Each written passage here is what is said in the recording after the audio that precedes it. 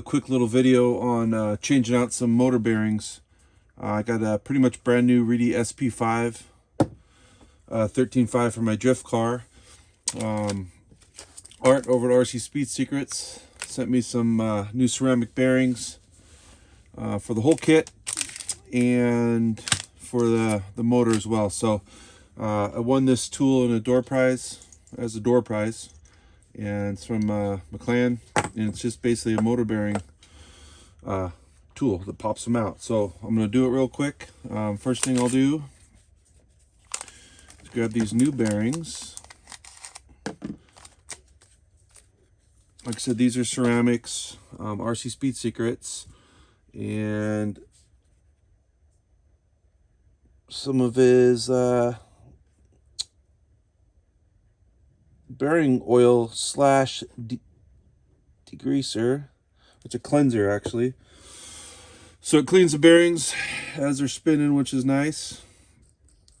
Get those pre-lubed. They come lubed already, but another little few drops in there won't hurt.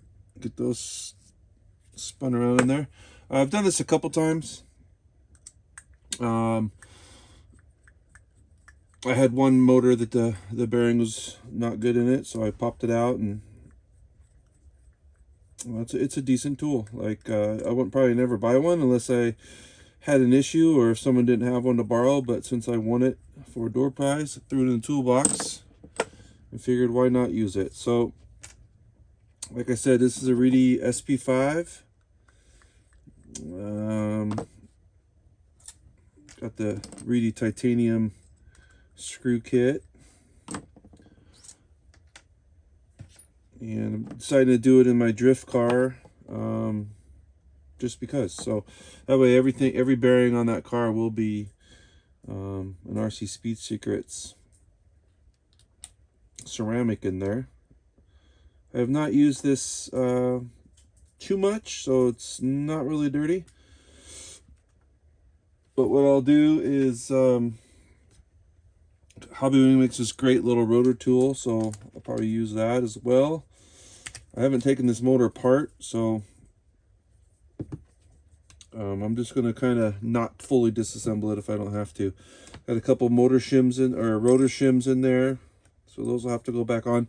And I do like, when I pull motors apart, I like to do one end first and just make sure that the shimming that, you know, came from the factory goes back the same way. So like I said, I haven't used this much, so it's not too dirty, but just brush off all any dirt or dust that might be in there. I don't use any motor spray or anything like that. And so what this bearing tool basically does is it presses that bearing out and resets it back in there flush. And like I said, I don't really remember too much about doing this because I don't do it too often, but it only goes one way, so we're going to let her rip. And stick those new ones in. There's a pretty good instruction sheet with it that comes with it that shows you how to set it up and basically which way that it presses the bearing out. But all that does is, I did that one without really showing what I did there, but it'll take that bearing right out of the end bell, and basically I did that one through, so basically just like your rotor sticking through there, and then put on the little adapter they have. That kind of just keeps it pressed out of there flush, and then basically this screws right on to that thread, and you just give it a nice few twists, and you don't have to really reef on it, and that bearing pops right out. So, and it's going to be the opposite of that for reinstalling. So I got the old one out. Like I said, there's nothing wrong with this bearing. It's pretty much brand new. So I'm going to clean it up.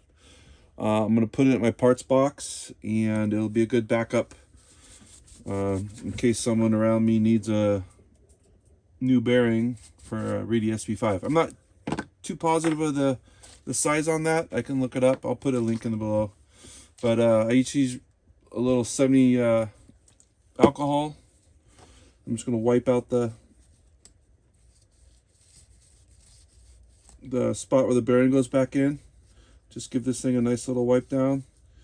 Alcohol is nice, it dries really quick. Lets you know if you got any cuts on your fingers, like I do right there apparently. But yeah, so that's all nice and clean now. Like I said, it was pretty clean before. This smaller bearing here, oh no, excuse me, this one gets the bigger bearing. That's, like I said, it's pre-lubed up. And now what I'll do is I'll get it actually popped right in there, so that's a bonus. So that popped right in there. Some of them I know, the other I can't remember. I think it was a Hobbywing motor. It was a little tighter, so I had to actually repress that back in there. But all you do to repress that, this flange adapter deal here has the obviously the wide side and the tighter side. The tighter side's used to push that bearing back through the end of that end bell, and then the wider side, which I'll do anyways, it's going to be bigger than the bearing, and then where the bearing sits, and then as you're pressing that, it's going to ensure that that bearing is sitting in there nice and flat like it's supposed to be. So we'll do the opposite now. So the threaded end will come back through the bearing, basically I'll call it the pinion side there, and we're going to put that adapter in there so the wider flange area is facing that bearing, and then this part just threads on there. And like I said, what that's going to do is just ensure that that bearing is seated in there nice and flat, so you don't have to reef on it. This one obviously popped right in with my thumb, but I just snugged up on that tension, and that's going to press that bearing in there nice and flat, so the alignment's right where it needs to be. So that's the end bell side. And like I said, and what I like to do, like I said, I like to use the Hobbywing. It's made out of aluminum, slides in there around the rotor, so the rotor's not banging on the stator, and it really helps when you put it back together, especially when you got both ends torn apart. But this motor, it's good to go back together. So reinstall the shims, however that was shimmed. Especially if you're a motor tuner guy, you want to make sure that's all back to how you have it. And that end of the motor's done. And then what we'll do here is we'll pull the sensor end off. Take a quick look in here. Everything looks really good. It's really only been in my driveway and my garage, so I'm gonna make sure I clean off everything as far as the surface goes before I run this thing. But so this end is a little more sensitive because we've got the sensor board in there. So I'll fully disassemble that and get that out of the way. Like I said, I got the Reedy titanium screw kit in this one. RC Speed Secrets does make titanium motor screws. I'm not sure if he's got the Reedy ones in there yet. We had talked about it when the SP5s first came out, and I haven't really followed up with that to see if they're on there. They're probably on there. Art's really good about keeping up with everything. So, sensor board, same deal. We're going to change that bearing out. So get everything clean. Quick little wipe down, brush out, and let's pop that bearing out. So, threaded end. It goes in like the rotor would, so it goes in from the inside out. You can use that same, I guess it looks like a T. We'll call it a T adapter. The smaller diameter flange, that's going to go down on the threaded part of the bearing puller, and we're just going to simply thread that other end on. Make sure your the deal is set right up in that bearing. It's not catching the housing or the end bell. And we're simply just going to twist that and pop that bearing out.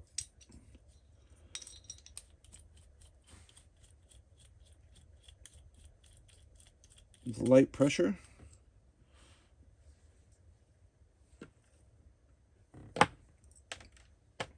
And same deal as before. I'm going to keep that bearing we just pulled out. That is a smaller one out of the package.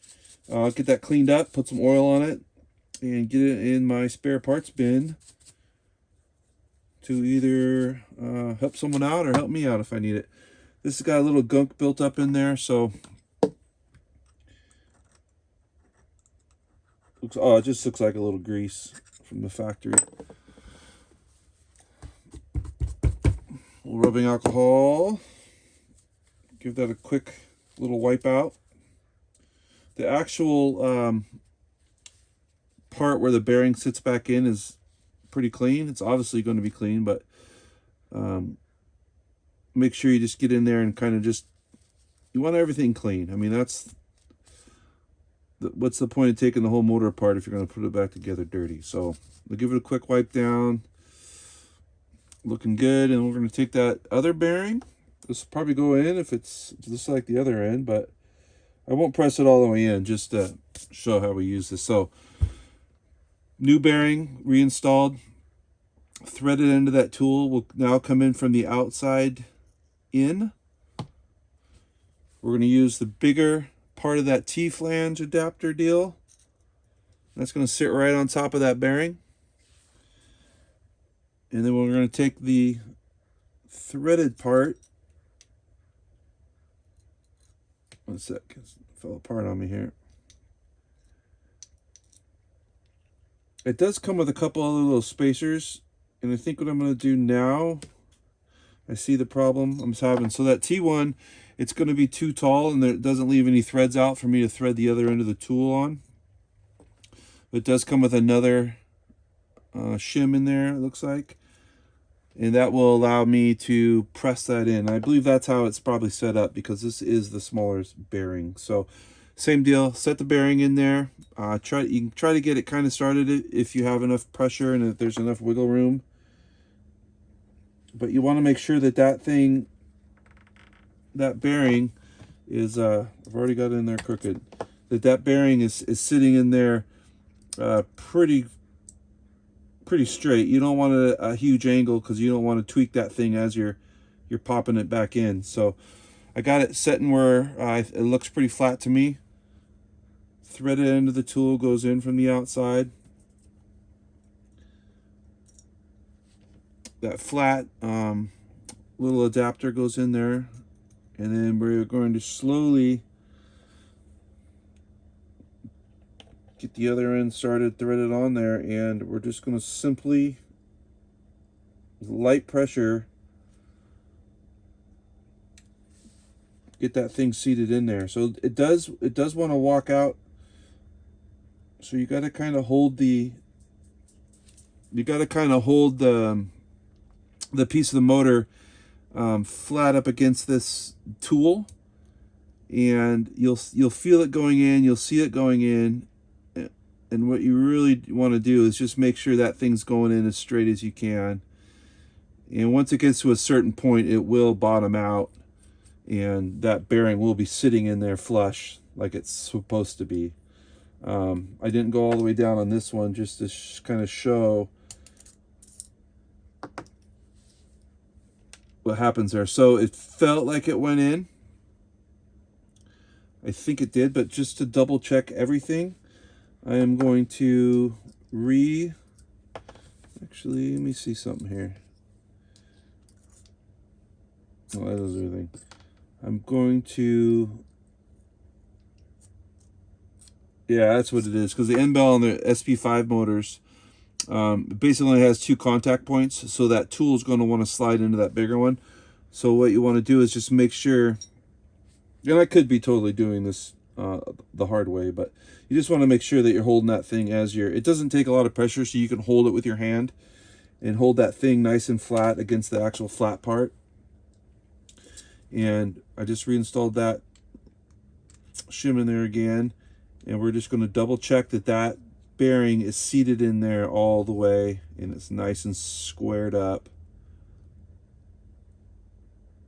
And you'll feel it get to a point where you really can't turn it anymore, and you don't want to obviously over torque it because you're going to break something, and that's really not the point of this whole process here. So that's that, and everything just kind of stores right back on here. It's got a couple other it's got this plastic collar. I'm not even sure what that is, but so that's pretty much it. It's small, fits right in your toolbox, and it does come in handy when you need it. So we're just going to reinstall everything. I'll clean up that sensor board with a little brush action. Double check everything in there. I don't see any grit. Nothing broken, and we're just gonna stick everything back together. And that bearing, we pre-lubed it right before this all started. Yeah, and that's really about it. So I'll put some links in the bottom, and leave a comment if you have a better way to do that, or obviously if I did something wrong, or you just want to say hi. I'd appreciate it. All right, thanks for watching.